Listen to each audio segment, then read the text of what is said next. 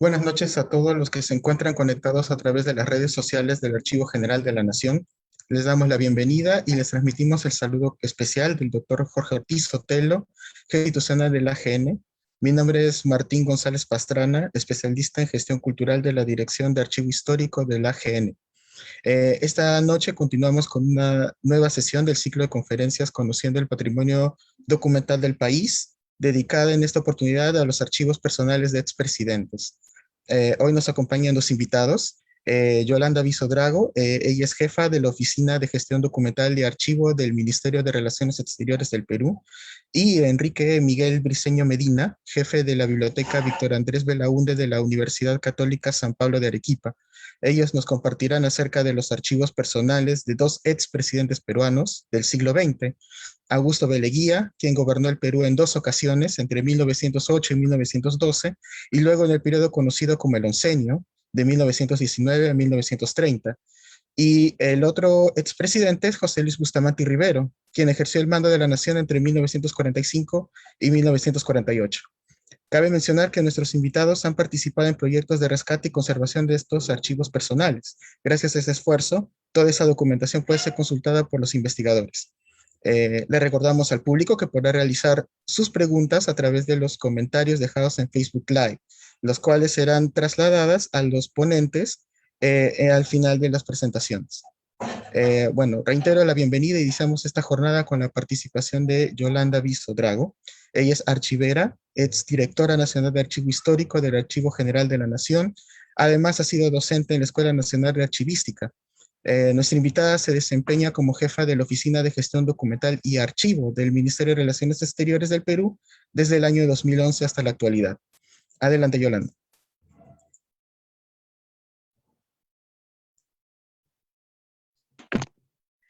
Muchas gracias, Martín, por la presentación. Buenas noches. Es un gusto nuevamente estar con los asiduos asistentes a este importante grupo de conferencias que regularmente y todas las semanas el Archivo General de la Nación hace más de un año. Siempre creo que hay temas importantes que compartir con toda la colectividad archivística. En este caso, bueno, el tema que nos está tocando es el tema de los archivos presidenciales, que es algo tan interesante y que en el Perú ha sido realmente poco trabajado. Voy a compartir la pantalla para que por favor ustedes puedan ver la presentación.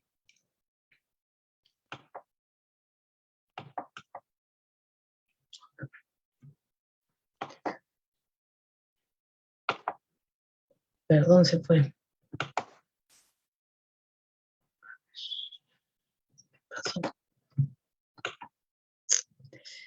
Se fue la pantalla a otro lado. Estamos retrocediendo, disculpen, estamos retrocediendo porque se fue al contrario. Ok, bueno, el archivo del presidente Leguía llega de una manera muy casual al Ministerio de Relaciones Exteriores. En realidad, ocurre que cuando hay la toma del palacio, cuando hay la toma de la casa de Leguía por parte de, digamos, las turbas que van a hacer posesión de las cosas en contra de Leguía, ese canciller de ese momento recuerda que en el Palacio de Gobierno había una caja verde, una caja fuerte de color verde, que estaba con documentos. Y él ordenó que esos documentos se trasladen a la Cancillería. Es de esa manera como este archivo o estos documentos llegan al ministerio. En realidad, nosotros perdón, estoy acá haciendo al revés, vamos a ver. Vamos a ver por qué no pasa esta siguiente. Vamos a la siguiente. Ahí está fallando. Bueno, En realidad nosotros estamos trabajando, esos documentos llegaron, se depositaron, se colocaron en unas cajas con una identificación y la persona que recogió estos documentos levantó un inventario de todo esto, de que todo lo que estaba ahí, ¿no? Inclusive en los documentos que nosotros poseemos, van a ver ustedes que tienen hacia la mano derecha, en la parte alta, todos tienen una numeración con esos lápices azules que se usaban antes muy fuertes, que no se puede limpiar, porque fue el número que le colocó la persona a quien se le encargó hacer el inventario de esta documentación. Es importante ver acá, tratar, ya que estamos tratando de archivos presidenciales, ver qué cosa pasa con los archivos presidenciales en el Perú. O sea, no es usual, estos son los temas que vamos a ver, ¿no? Archivos presidenciales en el Perú, cuáles son los destinos de esos archivos presidenciales, le digo una delgada línea entre la correspondencia oficial y la personal, porque finalmente es eso. Hay momentos en que los archiveros no sabemos si estos documentos solamente son personales o son documentos que se generan a partir de la gestión que está haciendo esta persona, ¿no? Veremos también un poco el archivo de la guía y después la base de datos que actualmente está en la web para que la gente pueda consultarla libremente. Bueno, los archivos presidenciales en el Perú como tal, digamos, no existen, ¿no? Hay experiencias en otras partes del mundo. Por ejemplo, la primera experiencia, la experiencia de Estados Unidos. En el año 1939 se creó el sistema de bibliotecas presidenciales en Estados Unidos.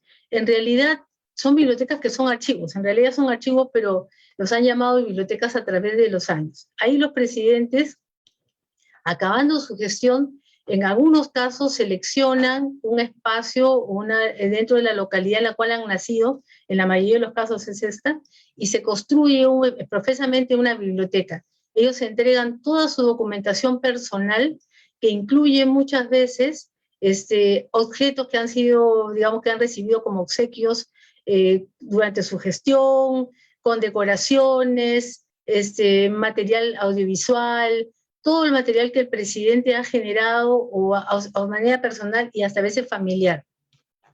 Es importante, lo importante de esto es que, si bien es cierto, cada una está instalada en una ciudad distinta o una localidad distinta, todas están enlazadas a través del el Archivo Nacional de Estados Unidos, ¿no? El conocido por el NARA. Ellos son los que finalmente coordinan todo esto. Por ejemplo, se forma, un presidente acaba su gobierno, se forma un grupo de trabajo para hacer la construcción de este edificio donde se va a albergar la biblioteca. Una vez que se concluye la construcción y que se queda todo instalado, se entrega la administración a los archivos nacionales de Estados Unidos. Es por eso que hay un sistema único para poder trabajar y poder, digamos, tener el acceso libre también, porque al tener estos documentos ya en ese estado, se permite que las personas puedan libremente consultarlos, ¿no? Hay experiencias en otros países también como Corea, que hay un archivo archivo presidencial que es como un archivo nacional. En América hay pequeños también intentos. Por ejemplo, hace unos años había en Venezuela un archivo presidencial, en Colombia también un archivo presidencial.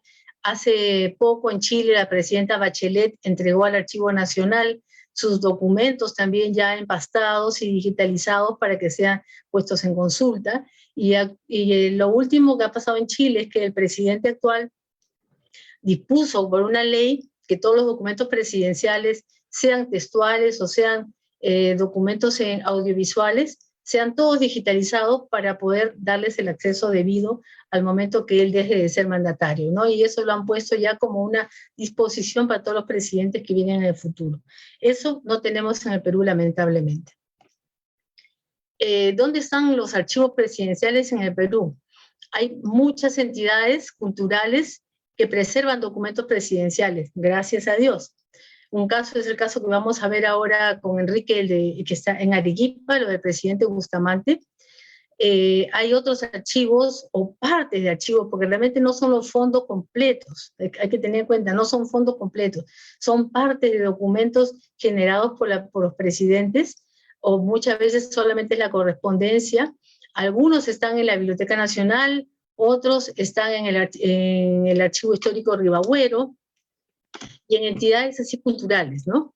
Lo que nos falta a nosotros es realmente consolidar los fondos documentales de los presidentes. Eso es lo que nos faltaría tener, que el Archivo General de la Nación tenga un espacio para que todos los presidentes, concluidos su mandato, puedan hacer entrega de la información y los documentos, porque ¿qué pasa? Que en muchos casos, por ejemplo, no sabemos, yo no tengo ni idea dónde pueden estar los documentos del presidente Belaúnde.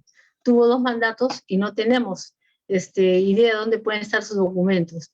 Exactamente igual, no sé, los documentos del presidente Alan García, quizás la familia los puede tener, ¿no? Pero en una cosa que nosotros podríamos formalizar y organizar esos documentos, así como cuando acaba también el mandato de un presidente, todas las leyes pasan al Archivo General de la Nación en su conjunto, algo similar podría hacerse con los archivos personales de los presidentes. La delgada línea entre la correspondencia oficial y la personal es algo bien interesante, porque si nosotros simplemente, digamos, lo que yo más puedo analizar son los documentos del presidente Leguía, que son los que tenemos en el ministerio. Hay muchos documentos que sí son personales, pero hay otros documentos que se generan, digamos, de manera personal, pero porque él está ocupando la presidencia de la República. Entonces, hay un momento en que uno no sabe si esos documentos corresponden o deberían ser simplemente mantenidos como documentos oficiales. Nosotros le hemos llamado el archivo particular Leguía porque, bueno, no es la totalidad del fondo documental, ¿no? No es la totalidad del fondo documental de la presidencia. Entonces, por esa razón le hemos llamado así como archivo particular, porque también hay correspondencia con su familia, con sus hijos, hay correspondencia con amigos, entonces por esa razón le hemos llamado de esa manera, pero no es todo un archivo personal y particular, no es. Hay muchas cosas oficiales, hay muchos proyectos de decretos, leyes, hay mucha información sobre el tema de fronteras, ¿no? Sobre los trabajos que él hacía para lograr el cierre de fronteras del Perú con Chile, con otros países. Y entonces, esos documentos definitivamente no pueden ser documentos que son personales, no son documentos totalmente oficiales, ¿no? Y de eso hay muchísimo. Bueno, acá algunos de los documentos que nosotros tenemos, hay documentos muy bonitos, hay mucha documentación escrita en inglés, bastante. Él tenía una muy buena correspondencia, por ejemplo, con el embajador de Estados Unidos, a partir de los, digamos, de los tratamientos y todo lo que teníamos que ver después con Chile, ¿no? Por el tema de que Estados Unidos era uno de los garantes. Entonces, él ha tenido muchísima correspondencia con la embajada norteamericana y con muchas personalidades de Estados Unidos. Bueno, fotos del presidente tenemos, no propiamente en el archivo Leguía no tenemos estas fotos, las tenemos en otro grupo de documentos fotográficos que los mantenían antes en la biblioteca de Cancillería y después habrán pasado a ser administrados por nosotros, ¿no? Hay bastante fotografías sobre el momento digamos, de la parte del plebiscito. Hay muchos de esos documentos, hay bastantes fotografías y hay documentos en el archivo, hay muchos documentos sobre el tema del plebiscito. Acá, por ejemplo, está con los miembros de la comisión plebiscitaria, ¿no? Hay fotos, realmente fotos muy simpáticas, muy bonitas. Aparte, en el archivo, sí, lo que hemos encontrado son muchos diplomas y reconocimientos que le hicieron a él. Por ejemplo, este es un diploma otorgado desde Italia, ¿no? Entonces, ese tipo de cosas sí se podría decir que son cosas personales, pero también se lo dan porque él era presidente de la República, ¿no? Entonces, es una con otra. La parte oficial con la parte privada está muy ligada en estos casos. Este es un álbum muy bonito que las damas de Lima le ofrecieron al presidente Leguía para el primer centenario de la independencia. Entonces, la dice, firma de señoras y señoritas. Este álbum está lleno de firmas solamente de damas, ¿no? Es muy bonito, además muy atractivo porque es pintado a mano. Es algo simpático de este.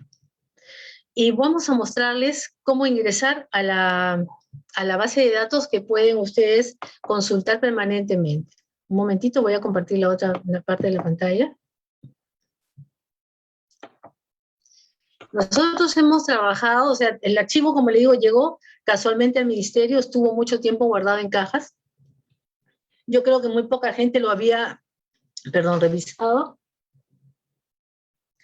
Y casi nadie, o sea, de repente alguien lo vio porque si yo encuentro cosas escritas sobre Leguía, que de hecho alguien ha consultado el archivo, pero digamos, no estaba al alcance de todo el mundo, o sea, la gente no podía, simplemente iba al ministerio, pero nadie le ofrecía la posibilidad de poder consultar este archivo. Y la mejor manera para nosotros fue digitalizarlo todo, ¿no? Hacer el trabajo de descripción y digitalización y crear esta base de datos. Y esta base de datos la pudimos lograr gracias a la cooperación de la Red de Archivos Diplomáticos Iberoamericanos, que nos ha auspiciado varios de este tipo de proyectos. Y bueno, y este es un logro interesante para nosotros porque de verdad eso ha motivado a que muchas personas consultan. Y la ventaja es que como todo está digitalizado, cualquier persona puede bajar un documento de la base de datos sin ningún problema. Vamos a hacerle una muestra. Y otra cosa importante, por ejemplo, es que esta base de datos está desarrollada sobre la norma internacional ISO, ¿no? Que todos los archiveros conocemos. Eso fue algo que nos interesó y a partir de esta base de datos, todas las cosas que desarrollamos las estamos haciendo, la norma ISAT-G, bajo la norma ISAT-G, ¿no? Es la que estamos utilizando para hacer esto. Vamos a ver, voy a poner Chile aquí. Vamos a ver el código que hay que estarlo modificando. Sí. Buscamos y debe aparecerme abajo. Aquí están, ¿no? Tengo 6 y más páginas donde me habla, algún documento me habla sobre Chile. Por ejemplo, vamos a ver, acá hay 2 memorandos emitidos por la Embajada de Chile informando a las representaciones diplomáticas del Perú y Chile en el extranjero sobre una circular que ha emitido el Ministerio de Relaciones Exteriores de Bolivia. Aquí está la descripción del documento, en la sumilla, la síntesis, y como le digo, todo está desarrollado en base a la norma ISAT-G, ¿no? Son lo que indica la norma, ¿no? El lugar y fecha, el tipo del idioma, la escritura, el código de referencia, que es un código, este es el código internacional, que también el Archivo General de la Nación nos ayuda para poder establecerlo, el nivel de descripción, el volumen y soporte, si es original o copia, las condiciones de acceso, que en este caso es abierto, y el estado de conservación. Y acá nosotros podemos descargar el archivo. Ustedes de esa manera pueden simplemente, si hacen un tema de investigación, sin necesidad de recurrir a nosotros, pueden ustedes hacer toda la consulta completa, pueden bajar los archivos y tenerlos a la mano. Entonces acá está este documento, por ejemplo. A ver, se fue, no lo vieron, ¿no? ¿No están viéndolo o no? Aquí está el documento, ¿no? Todos los documentos le hemos puesto un sello de agua, ¿no? Del Ministerio de Relaciones Exteriores para indicar que estos documentos son parte de nuestro fondo, que está allá en nuestro fondo. Y acá ustedes pueden consultar libremente. Eso creo que es lo importante, la digitalización. Así vamos avanzando y vamos a seguir continuando con otros grupos de documentos también que nos están donando, ¿no? Lo interesante es que una vez que la gente ve que hay un producto importante y que puede acceder fácilmente sin ningún tipo de problemas, comienzan a donar. Ahora hace poco hemos recibido la donación de un ex canciller, que también es muy importante, Manuel Irigoyen, que también fue canciller y primer ministro cuando empezaba la guerra con Chile. Entonces tiene una documentación muy rica y entre esa documentación personal hay también documentación del presidente Castilla, de Ramón Castilla. Entonces, poco a poco uno va ligando documentos presidenciales con otro tipo de, digamos que están en otros grupos de documentos, en otros fondos documentales, que en algún momento deberíamos, como digo yo, quizás ya estos documentos ya no, porque ya nosotros no podemos alterar los principios, ¿no? Acá si cambiamos algo, estaríamos alterando el principio de procedencia. Pero sí poder fomentar que los presidentes, los últimos presidentes, puedan dejar su legado completo al Archivo General de la Nación. Eso sería realmente muy importante. Les agradezco y quedo a la espera de cualquier pregunta que ustedes deseen formular. Muchas gracias. Muchas gracias, Yolanda, por tu exposición. Recojo lo que ella acaba de decirnos, ¿no? Que debería normarse efectivamente eh, que los expresidentes se entreguen sus documentos, porque así nos facilitan a los que de repente nos interesamos por investigar a algún expresidente, sus hechos de gobierno y también descubrir al gobernante que tuvimos, ¿no? Saber cómo era, no sé, más allá de la persona pública, ¿no? Cómo era de repente un personaje, ¿no? Sus motivaciones ideológicas y todo lo que concernía a él como sujeto, ¿no? Histórico y objeto histórico también, objeto de estudio en este caso. Bueno, ahora continuamos con la exposición. A continuación tenemos a Enrique Miguel Briceño Medina. Él es licenciado en Derecho por la Universidad San Agustín de Arequipa. Cuenta con una maestría en Humanidades por la Universidad Católica San Pablo de Arequipa y es candidato a doctor en Investigación Jurídica por la Pontificia Universidad Católica Argentina. Se desempeña como docente en la Universidad Católica San Pablo y como jefe de la Biblioteca Víctor Andrés Belaúnde de esa casa de estudios desde el año 2013. Adelante, Enrique. Muchísimas gracias, Martín. Doctora Yolanda, un honor, como siempre. Les agradezco mucho y efectivamente llevo también el saludo del señor rector Germán Chávez y las autoridades de la universidad. Agradecer a las autoridades del Archivo General de la Nación y a los organizadores de estos eventos que deberían repetirse y que deberían ser más. Me permito con esta breve presentación iniciar la presentación de mi pantalla, por favor, si me permiten. Yo no sé si ya lo estamos pudiendo ver. ¿Sí? Okay. Bueno, nosotros vamos a hablar del archivo de la biblioteca de don José Luis Bustamante Rivero, que fuera presidente de la República del Perú, como ya dijeron, entre 1945 y 1948. ¿Quién es José Luis Bustamante Rivero? Yo creo que es un personaje que encarna todo lo que el ideal del Perú o la peruanidad debería ser, ¿no?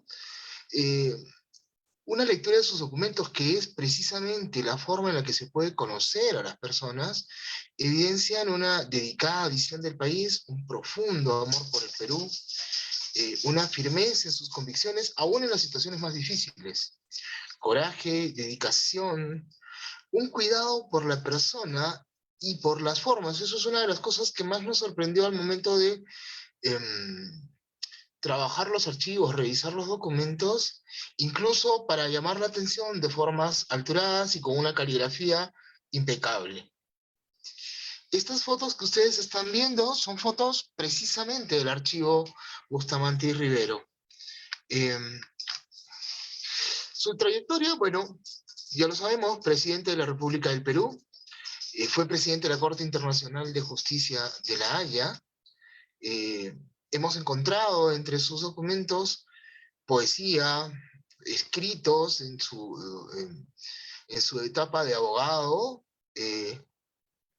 como bien comentaba la doctora Viso, muchos documentos familiares, que era la forma en la que se mantenía en comunicación en estas circunstancias. Un político incansable, hay larguísimas páginas, manuscritos, y esto es muy interesante del archivo Bustamante, archivos corregidos, recorregidos, vueltos a pensar, y eso te da la idea de una persona que está constantemente trabajando, constantemente pensando. En la foto que ustedes están viendo, bueno, esta es una foto del archivo Bustamante, como se ve, y una foto con los miembros de la Corte Internacional de Justicia, y una foto con quien fuera su mejor amigo, bueno, uno de sus mejores amigos, a tenor de sus cartas, hay libros dedicados entre ellos, que es precisamente don Víctor Andrés Belaúnde, y que lleva el nombre de la biblioteca de la universidad, ¿no? Ambos personajes van a tener un desempeño impresionante, creo yo, en lo que al Perú respecta. ¿Cómo gestionamos el archivo? El archivo llega a nosotros por gestión de don José Luis Bustamante Gubbins, que es el nieto de don José Luis Bustamante Rivero, y de la gestión de don Alonso Quintanilla Pérez Vic, que es nuestro actual prorector en la universidad, y que en algún momento decidieron o comentaron entre ellos la posibilidad, pues, que la biblioteca de la universidad asuma el archivo, que está una parte en manos del Instituto Ribagüero y en poder de la familia, ¿no? Entonces, se tomó la decisión de que el archivo, el archivo y la biblioteca esté en poder de la universidad a modo de custodia, y los documentos efectivamente fueron trasladados a Arequipa. Se diseñó un espacio adecuado, esto no existía, estas breves imágenes que ustedes pueden observar no existían. Se tomó pues la decisión de adecuar un espacio para la biblioteca y el archivo. Los documentos fueron clasificados y catalogados siguiendo los criterios internacionales que ya ha mencionado la doctora Viso, y que además mantuvimos el criterio que empezó a utilizar el Instituto Ribagüero con la intención de darle continuidad pues a la catalogación, ¿no? Ya existía alguna primera catalogación, una primera descripción, y lo que nosotros hicimos fue seguir lo que se tenía, y terminar de, ya verán, clasificar y catalogar estos documentos. Esto fue realizado por un equipo de historiadores. 4 historiadores trabajaron con nosotros cerca de 1 año y medio, y el equipo de biblioteca de la universidad, que estuvo a cargo de la señora Carmen Chávez, del equipo de procesos técnicos, que es la bibliotecaria de la universidad, digamos, es la que maneja estos procesos, y bueno, con todo el equipo que estuvo a cargo de la digitalización y el proceso técnico de la colección, ¿sí? Esto es importante también. El Instituto de Estudios Peruanos de nuestra universidad, eh, digamos, contamos con un laboratorio de digitalización, y esa fue la ocasión de digitalizar cada uno de estos documentos, y como ya he comentado, el espacio adecuado para la colección. ¿En qué estado estamos en este momento? Los documentos están digitalizados. Desafortunadamente, la pandemia nos encontró en el proceso de, estábamos elaborando pues un espacio para que estos documentos puedan ser presentados y compartidos, ¿no? Teníamos una primera versión, estábamos actualizándola, pero está en nuestro compromiso de mantener este trabajo. De hecho, a pocos días, ya esto lo anunciaré, pero no estoy siendo indiscreto, se ha trabajado el diario La Bolsa y El Deber en Arequipa, son diarios muy importantes, y entonces hay una intención de la universidad, y eso es muy bueno. Yo debo decirlo, en la última conversación con el vicerrector académico, él me decía, bueno, Enrique, lo que no quiero es que esto deje de pasar. O sea, sigamos pensando, y ese aliciente, y aquí quiero ser puntual, el apoyo de las autoridades para mantener y cuidar la historia de nuestro país es vital, es fundamental, y me adhiero a los comentarios de la doctora Viso y a los comentarios de Martín en la necesidad de tener un espacio articulado que pueda venir desde la autoridad central, con la intención de proporcionar los recursos, las herramientas o las facilidades para que estos documentos estén disponibles en repositorios digitales para todo el país. Como verán ustedes, el archivo es gigante. 4.072 documentos, 249.050 folios digitalizados, 4.023 cartas, 54.744 folios digitalizados. Cartas a don Francisco de Rivero, 131 registros, 591 folios digitalizados. 2.953 fotografías, 3.125 folios digitalizados. 4.506 recortes de periódico, 32.421 folios digitalizados. 457 periódicos, 3.773 folios. Un total de 16.000 documentos y 343.704 folios digitalizados. Y esto no hace referencia a los aproximadamente 3.500 libros que forman parte de la colección de quien fuera don José Luis Bustamante y Rivero. Esta colección, como les repito, ya está clasificada, catalogada, y estamos en el proceso muy pronto de poner esto al servicio de la comunidad académica nacional y mundial, ¿no? Con ocasión del centenario, muchas iniciativas con bicentenario, perdón, se están haciendo concretas y efectivamente superando los obstáculos que nos ha representado esta pandemia global, bueno, seguimos en el cuidado de estos documentos. Este documento que ven ustedes, bueno, pueden observar que es uno de los documentos presentes en el archivo. A mí, en particular, me pareció muy interesante.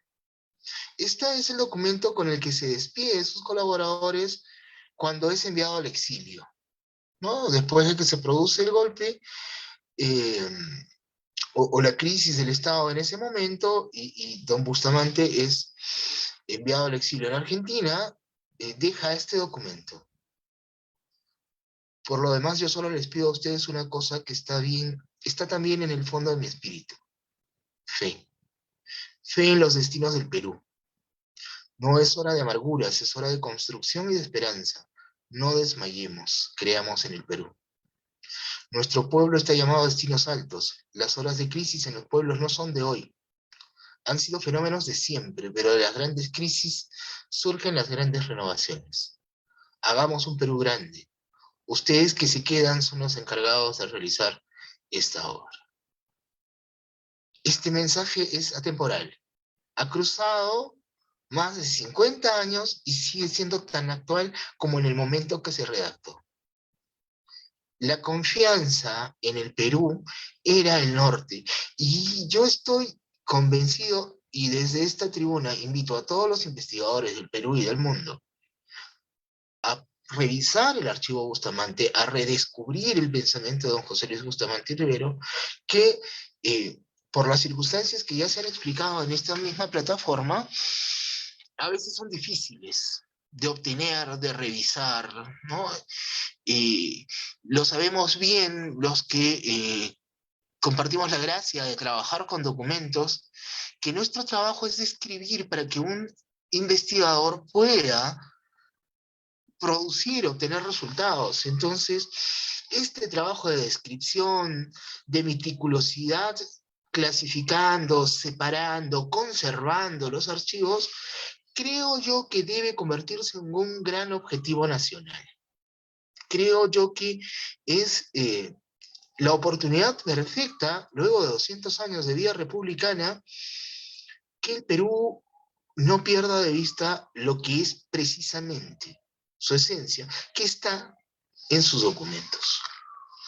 Yo les quiero agradecer muchísimo esta participación y quedo a la espera de sus amables preguntas. Muchísimas gracias. Muchas gracias, Enrique.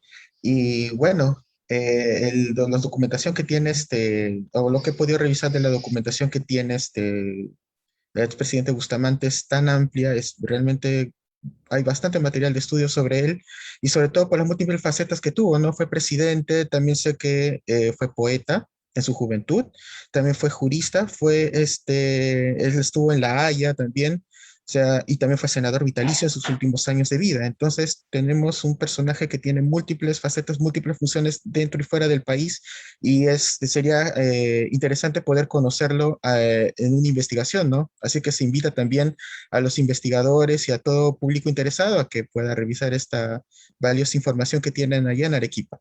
Bueno, entonces pasamos a las preguntas, agradeciendo a nuestro invitado por su disertación.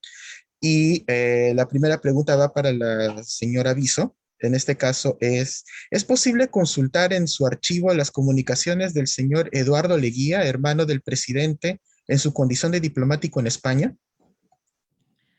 Sí, sí es posible. Son archivos abiertos, todo eso está abierto. Eso no forma parte del archivo Leguía, eso forma parte de la correspondencia del Ministerio de Relaciones Exteriores. Y él como diplomático estuvo en Europa, tuvo hasta digamos, tres comisiones de trabajo, hizo servicio en tres países.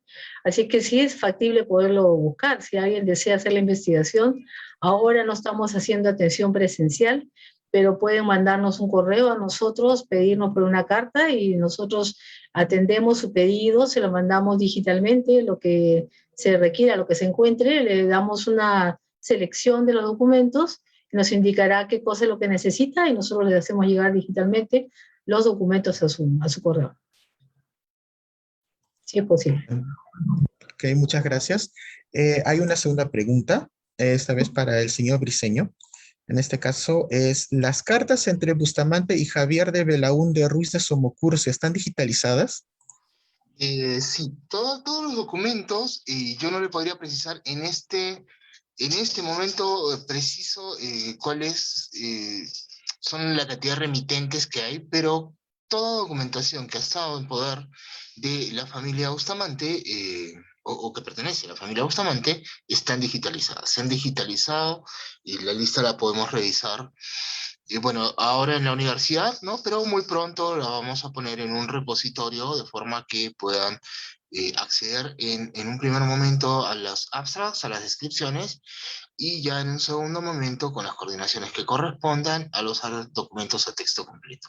Pero sí, sí, la respuesta es cualquier intercambio de correspondencia que está en el archivo ha sido digitalizado. Muchas gracias. Bueno, si no hay más preguntas por ahí, bueno, me temo que parece que esas eran todas las consultas que se debían hacer. Ah, ya, me informa que no. Entonces, culminamos la conferencia, dando las gracias a nuestros invitados por acompañarnos esta noche. El doctor Jorge Ortiz Sotelo, jefe institucional del Archivo General de la Nación, envía sus saludos a ambos ponentes y también saludamos a todos los que nos acompañaron en la transmisión por Facebook bueno, tengo entendido de que han estado personas también del extranjero que han estado en la transmisión. Muchas gracias por acompañarnos a todos.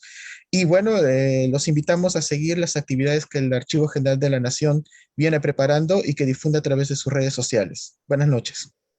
Gracias, Martín. Buenas Muchas noches. gracias, doctora. Muchas Enrique, mucho gracias. gusto de ver nuevamente, de verte, estar Doctora, contigo. un honor como siempre. Un abrazo. Hasta luego. Gracias, Permiso. gracias, adiós. Muchas gracias. Hasta pronto.